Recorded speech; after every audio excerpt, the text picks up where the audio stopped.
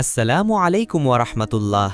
আজ আমি আপনাদের এমন এক সময়ের গল্প শোনাব যখন ঈমানের আলো আর জাহেলিয়াতের অন্ধকার মুখামুখি দাঁড়িয়েছিল, যখন সত্য ও মিথ্যার লড়াই চলছিল এক ঘরের চার দেয়ালের ভেতরেই। এ শুধু এক পিতা-পুত্রের কাহিনী নয়, বরং ধৈর্য, বিশ্বাস আর আল্লাহর প্রতি গভীর ভালোবাসার এক জীবন্ত প্রতিচ্ছবি। এটি এমন এক জনপদের গল্প যেখানে ক্ষমতার দম্ভে একজন মানুষ নিজেকে প্রায় খোদার সমতুল্য ভাবতে শুরু করেছিল, আর ঠিক সেই ঘরেই জন্ম নিয়েছিল আল্লাহর এক প্রিয় বান্দা। শেষ পর্যন্ত কি হয়েছিল তাদের? কে জিতেছিল সেই লড়াইয়ে? ঈমানের শক্তি নাকি তরবারির ঝনঝনানি? জানতে হলে গল্পের শেষ পর্যন্ত সাথেই থাকুন। বহুকাল আগের কথা, দিগন্ত বিস্তৃত এক জনপদে বাস করত এক প্রতাপশালী এবং ক্ষমতাবান ব্যক্তি।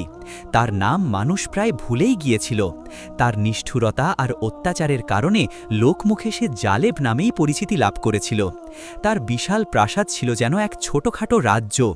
প্রাসাদের চূড়া এতটাই উঁচু ছিল যে মনে হতো তা আকাশ ছুঁতে চাইছে, আর তার ক্ষমতার দম্ভকেও যেন তা ছাড়িয়ে যেতে পারত না।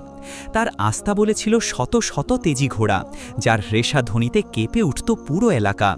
তার ভাণ্ডারে ছিল সোনা, রূপা আর হীরা জহরাতের ছড়াছড়ি, কিন্তু তার অন্তরে দয়া মায়ার লেশ মাত্র ছিল না। ক্ষমতা, সম্পদ আর অহংকার তাকে এতটাই অন্ধ করে দিয়েছিল যে সে নিজেকেই সেই জনপদের একচ্ছত্র অধিপতি এবং ভাগ্যবিধাতা ভাবতে শুরু করেছিল। তার রাজ্যে ন্যায় বিচার ছিল এক প্রহসন। আইন ছিল তার মুখের কথা, আর বিচার ছিল তার ইচ্ছার প্রতিফলন। দুর্বলদের ওপর অত্যাচার করা ছিল তার কাছে এক নিত্য নৈমিত্তিক বিনোদন। এক দিনের ঘটনা, এক বৃদ্ধ কৃষক তার জমির খাজনা দিতে সামান্য দেরি করায় জালেম শাসক তাকে সবার সামনে চাবুক দিয়ে আঘাত করার নির্দেশ দেয়।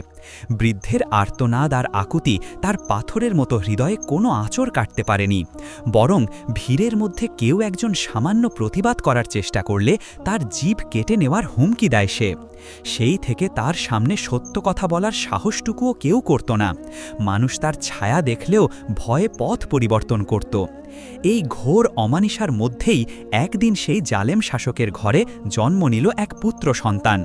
প্রাসাদে উৎসবের ধুম পড়ে গেল, কিন্তু কেউ জানত না যে এই শিশুটি কোনো সাধারণ শিশু নয়।